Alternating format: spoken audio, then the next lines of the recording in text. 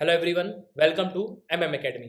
इस वीडियो में जो है हम एक इंट्रो लेंगे कि साइंस एंड टेक्नोलॉजी जो है हम नया कोर्स शुरू कर रहे हैं एमएम एकेडमी ऐप पे। तो इसकी अप्रोच कैसी होनी चाहिए, किस तरीके के प्रश्न जो है पूछे जाते हैं, तो वो सब जो है मैं इस वीडियो में आपको बताऊंगा और ग्राफ भी बताऊंगा कि कितने प्रश्न पूछे जाते हैं, कि पिछले जो 5 सालों में कितने प्रश्न पूछे गए हैं और किस तरीके के प्रश्न पूछे गए हैं प्रीलिम्स में और मेंस। तो सबसे पहले जो है मैं इस ट्रेंड की बात करूंगा कि क्या ट्रेंड रहा है, यूपीएससी किस तरीके से प्रश्न पूछता है। उसके बाद जो इंपॉर्टेंट टॉपिक्स हैं उसके बारे में मैं आपको बताऊंगा।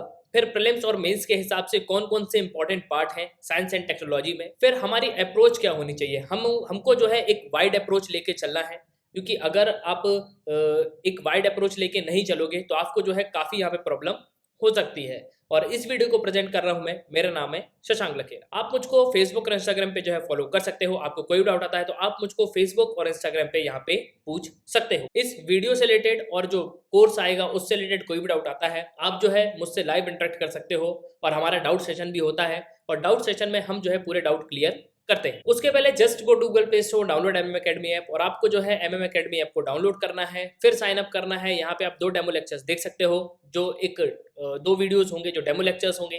फिर आपको प्रोफाइल में जाना है, प्लान को परचेज करना है और कोर्स को एंजॉय करना है। और एक ही सब्सक्रिप्शन में आप Indian polity, Indian year book, Indian ancient history, geography, modern history, तो सभी कोर्स जो है आप यहाँ पे अवेल कर पाओगे। उसके अलावा आप यहाँ पे पीडीएफ भी डाउनलोड कर सकते हो, पीडीएफ से आप रिवीजन कर सकते हो।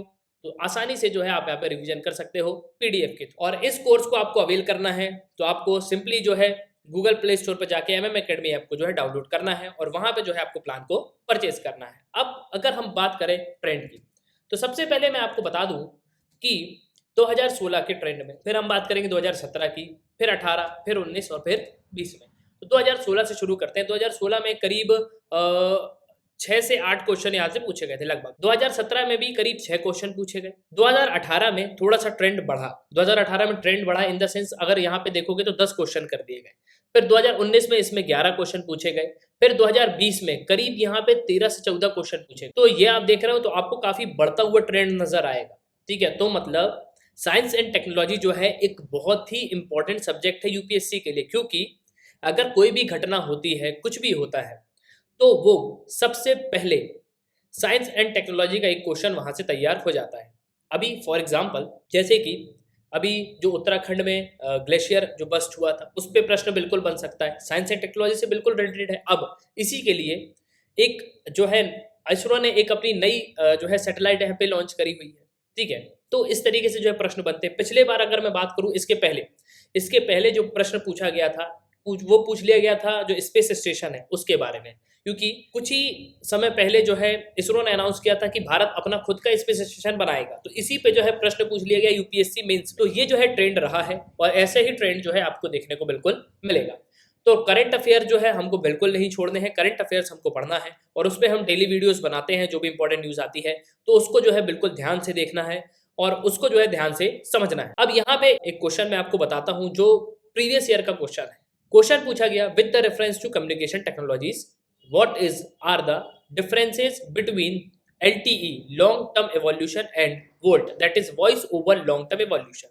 अब इन दोनों के बीच का डिफरेंस क्या है? ऑप्शन पहला बताया गया, LTE is commonly marketed as 3G and VoLT is commonly marketed as advanced 3G। LTE is data only technology and VoLT is voice only technology। तो यहाँ पे ये 3G तो है ही नहीं, ये तो बिल्कुल यहाँ पे बिल्कुल गलत हो गया ये प्रश्न। और LTE जो है ये डाटा ओनली टेक्नोलॉजी नहीं है और वॉइस भी जो है वॉइस ओनली टेक्नोलॉजी नहीं है। तो यहाँ पे हमको बताना है कि कौन सा जो है आंसर सही है। तो ये जो है बिल्कुल डी जो है, ना ही 1 और ना ही 2, दोनों ही जो है यहाँ पे गलत हो जाते हैं। अब एक और प्रश्न जो है मैं आपसे डिस्कस करता हूँ जो 2020 में यहाँ पे आया था, डिजिटल सिग्नेचर से रिलेटेड है। तो हमको स्टेटमेंट कंसिडर करना है डिजिटल सिग्नेचर से रिलेटेड। पहला स्टेटमेंट ये बोलता है, ये एक इलेक्ट्रॉनिक रिकॉर्ड है जो सर्टिफाइंग अथॉरिटी जो होती है, जो बेसिकली इशू करता है इसको, और इसको जो है एज अ आइडेंटिटी प्रूफ की तरह जो है सर्व किया जाता है। कोई भी इंडिविजुअल जो है इसको एक्सेस बेसिकली जो है एक्सेस कर सकता है इन्फॉर्मेशन। फिर उसके बाद ये जो है एक इलेक्ट्रॉनिक मेथड है साइनिंग की, और ये एक जो है इलेक्ट्रॉनिक डॉक्यूमेंट है, और बेसिकली ये जो है ये इंश्योर करता है कि जो ओरिजिनल कंटेंट है वो अनचेंज है। तो यहाँ पे अगर आप देखोगे तो आपको जो बिल्कुल तीनों ही जो है ना, ये भी बिल्कुल सही है, ये एक इलेक्ट्रॉनिक रिकॉर्ड बिल्कुल सही है, और ये एक आइडेंटिटी प्रूफ की तरह जो है इसको यूज किया जाता है, ये भी सही है। ये एक इलेक्ट्रॉनिक मेथड है साइनिंग की, बिल्कुल सही है। तो यहाँ पे जो है 1 2 3 ये तीनों जो है यहाँ पे सही हो जाते हैं। तो इस तरीके के प्रश्न जो है आपको देखने को मिलेंगे। डिजिटल सिग्नेचर काफी न्यूज में रहा है, जो डिजिटल सिग्नेचर है ये काफी जो है न्यूज में रहा है, तो इसलिए जो है प्रश्न यहाँ पे बन गया 2020 के प्रीलिम्स। अब प्रीलिम्स की मैं अप्रोच की बात करूं तो प्रीलिम्स में किस तरीके का कोर्स होगा, हम क्या क्या उसमें पढ़ेंगे, तो वो मैं आपसे डिस्कस करता हूं। प्रीलिम्स प्लस मेंस, तो इसमें जो है साइंस एंड टेक्नोलॉजी जो भारत में है उसमें कैसे इनोवेशंस हुए एंशिएंट से लेके अभी प्रेजेंट में, तो इन सब जो इनोवेशंस में जो है हम बात करेंगे। एंशिएंट से लेके किस तरीके से जो है अभी आपको इनोवेशंस देखने को मिलेंगे, ठीक है। फिर हम इनके एप्लीकेशंस की बात करेंगे, इनका कहाँ यूज होता है, किस तरीके से इसको यूज किया जाता है। इकोनॉमिक डेवलपमेंट में इनका क्या रोल है, ये बिल्कुल इंपॉर्टेंट है। इकोनॉमिक डेवलपमेंट से प्रश्न बिल्कुल बनता है। उसके बाद साइंस एंड टेक्नोलॉजी में भारत के अचीवमेंट्स क्या रहे हैं, और आखिरी में चैलेंजेस क्या क्या आ रहे हैं और पहले भी आए हैं, और कैसे जो है उसको सॉल्व जो है उस प्रॉब्लम को सॉल्व किया गया है। यूपीएससी हमेशा इस पे ज्यादा फोकस करता है, ये आपको ध्यान रखना है, चाहे वो इंटरव्यू हो, चाहे वो प्रीलिम्स हो, चाहे वो मेंस हो, क्योंकि चैलेंजेस जो है सबसे ज्यादा इंपॉर्टेंट होते हैं। लाइफ में भी चैलेंजेस आता है तो उस प्रॉब्लम को ना देख के हमको जो है सॉल्यूशन पे फोकस करना चाहिए। इसलिए जो है यूपीएससी हमेशा जो है आपको जो है सॉल्यूशन ओरिएंटेड दिखेगा, हमेशा वो सॉल्यूशन पे ही बात करता है कि स्टबल बर्निंग हो रही है, इसको रोक किस तरीके से जो है कम किया जा सकता है, इसको जो है किस तरीके से रोका जा सकता है। फिर हम बात करेंगे स्पेस रिसर्च पे। स्पेस रिसर्च में जो इंडिया के जो स्पेस प्रोग्राम्स हैं हम उन पे बात करेंगे, कैसे डेवलपमेंट हुआ है, किस तरीके से ओरिजिन हुआ है। फिर हम इसरो पे बात करेंगे, इसरो और उनके अचीवमेंट्स। इसरो जो है एक बहुत ही इंपॉर्टेंट जो है स्पेस ऑर्गेनाइजेशन है, आपको पता है। फिर उसके बाद हम सैटेलाइट प्रोग्राम्स पे बात करेंगे। उसके बाद जो बेसिकली सैटेलाइट जो लॉन्च व्हीकल्स प्रोग्राम है उन पे बात करेंगे। PSLV है, GSLV है, GSLV MK2 MK3 जिसे हम बाहुबली रॉकेट भी बोलते हैं, तो उस पर भी जो है मैं बात करूंगा। फिर क्रायोजेनिक इंजन्स जो है इस पे बिल्कुल प्रश्न जो है बनता है। फिर उसके बाद अर्थ ऑब्जर्वेशन सिस्टम और रिमोट सेंसिंग सैटेलाइट, तो अर्थ ऑब्जर्वेशन जो सिस्टम है और रिमोट सेंसिंग सैटेलाइट उसके बारे में हम डिस्कशन करेंगे। और फिर जो है स्पेस रिसर्च में क्या क्या चैलेंजेस हैं उनके बारे में हम बात करेंगे। फिर न्यूक्लियर रिसर्च, न्यूक्लियर में किस तरीके से जो है रिसर्च करी जाएगी, इस पे हम बात करेंगे। फिर उसके बाद जो है न्यूक्लियर जो पावर प्लांट है उन पे हम बात करेंगे कि पहला न्यूक्लियर प्लांट कहाँ पे लगाया गया, क्या कैपेसिटी है, किस तरीके से जो है फ्यूचर प्रोग्राम्स क्या है भारत के। फिर उसके बाद जो है फॉरेन इन्वेस्टमेंट, कौन कौन सी जो फॉरेन जो इन्वेस्टमेंट है, कितनी फॉरेन इन्वेस्टमेंट जो है हमको भारत में देखने को मिलती है न्यूक्लियर रिसर्च पे। फिर उसके बाद हम एप्लीकेशंस पे बात करेंगे और आखिर में हम वापस में चैलेंजेस पे बात करेंगे कि न्यूक्लियर रिसर्च जो है उस पर क्या क्या चैलेंजेस जो है हमको देखने को मिल रहे हैं। फिर हम बात करेंगे डिफेंस प्रोग्राम पे। डिफेंस प्रोग्राम सबसे ज्यादा इंपॉर्टेंट है, जैसे मिसाइल्स पे अग्नि 1, अग्नि 2, अग्नि 3, अग्नि 4, फिर अग्नि 5 जिसे हम इंटर कॉन्टिनेंटल बैलिस्टिक मिसाइल बोलते हैं। उसके बाद पृथ्वी, आकाश, तो बहुत सारे मिसाइल सिस्टम जो है भारत ने डेवलप किए हुए हैं। फिर उसके बाद सबमरीन्स पे बात करेंगे। एक सबमरीन पे आपसे प्रश्न पूछता हूं मैं, आप कमेंट बॉक्स में इसका आंसर जरूर करना। हाल ही में 6 स्कॉर्पियन क्लास जो सबमरीन है वो भारत को मिल रही है, उनमें से एक को अभी इंडक्ट किया गया है, उसका नाम आपको मुझे बताना है। उस पर जो है मैंने एक वीडियो भी बनाया था और उसका जो नाम है आपको कमेंट बॉक्स में लिखना है। फिर हम बात करेंगे फ्यूचर प्रोग्राम से, फ्यूचर प्रोग्राम्स जो है क्या क्या है भारत के, उस पर हम बात करेंगे। फिर चैलेंजेस पे बात करेंगे। बायोटेक्नोलॉजी जो सबसे ज्यादा इंपॉर्टेंट पार्ट है, इस पे ओरिजिन किस तरीके से हुआ है, एप्लीकेशंस क्या है उनके मेडिसिन में, एग्रीकल्चर में। बायोटेक्नोलॉजी 21st सेंचुरी में किस तरीके से वर्क कर रही है। फिर बायोलॉजिकल इंजीनियरिंग है, जेनेटिक टेस्टिंग है, क्लोनिंग है, उनके एप्लीकेशंस हैं। फिर उनके जो चैलेंजेस और सॉल्यूशंस हैं। फिर ह्यूमन जीनोम प्रोजेक्ट, ये काफी इंपॉर्टेंट है। फिर DNA fingerprinting, bio sensors, corona virus पे हम बात करेंगे और RT-PCR, ये जो है प्रेजेंट में बहुत ही इंपॉर्टेंट टॉपिक है, कोरोना वायरस और RT-PCR आपको पता है टेस्ट होता है, तो जो रिपोर्ट आती है वो RT-PCR के थ्रू जो है टेस्ट किया जाता है, जिसकी रिपोर्ट 3 to 4 डेज में आती है। तो RT-PCR जो है टेस्ट यहाँ पे किया जाता है, और जो रैपिड टेस्ट होता है उसमें तुरंत रिपोर्ट आपको देखने को मिलेगी। फिर यहाँ पे बात करें इंफॉर्मेशन टेक्नोलॉजी की, तो नेक्स्ट जो टॉपिक होगा हमारा वो इंफॉर्मेशन टेक्नोलॉजी होगा, जिसमें हम नेशनल पॉलिसी की बात करेंगे, 2012 में क्या पॉलिसी थी।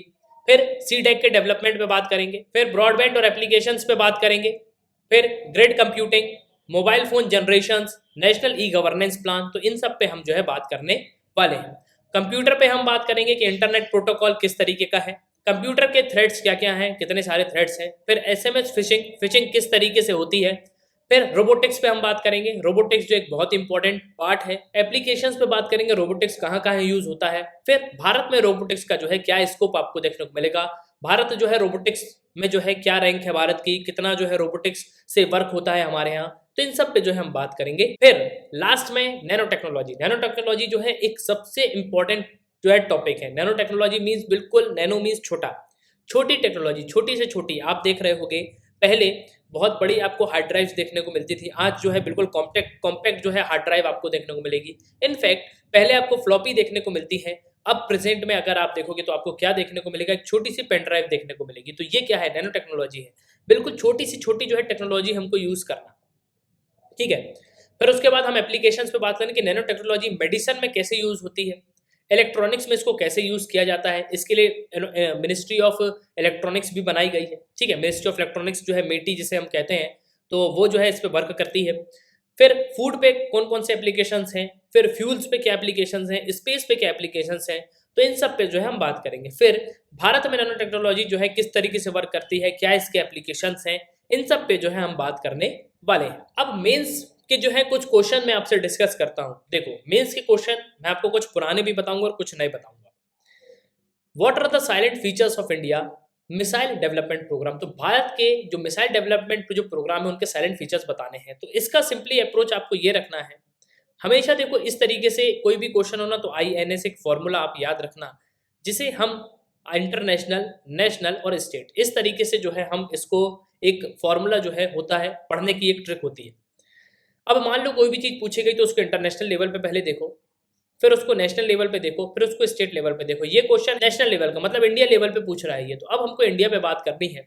तो मिसाइल प्रोग्राम की अगर मैं बात करूं तो जब 1962 में भारत का वॉर होता है, जब 1962 में भारत और चाइना का वॉर होता है, उसके बाद से जो है भारत ये डिसाइड करता है कि हम अपने जो मिसाइल प्रोग्राम है उनको डेवलप करेंगे। और धीरे धीरे भारत ने जो है अपने प्रोग्राम शुरू करे, और भारत ने जो है अग्नि 1, अग्नि 2, अग्नि 3, अग्नि 4, अग्नि 5, जिसकी रेंज करीब 8 से 10,000 किलोमीटर है, तो ये सब जो है बैलिस्टिक मिसाइल यहाँ पे तैयार कर ली। फिर नेक्स्ट क्वेश्चन है यहाँ पे, अग्नि प्रोजेक्ट इंपॉर्टेंट क्यों है। तो अग्नि जो है क्यों इंपॉर्टेंट है, अब आपको जो है इस जब आप लेक्चर देखोगे, आप सीरीज देखोगे पूरी, तो आपको समझ में आएगा कितना इंपॉर्टेंट है ये प्रोजेक्ट्स।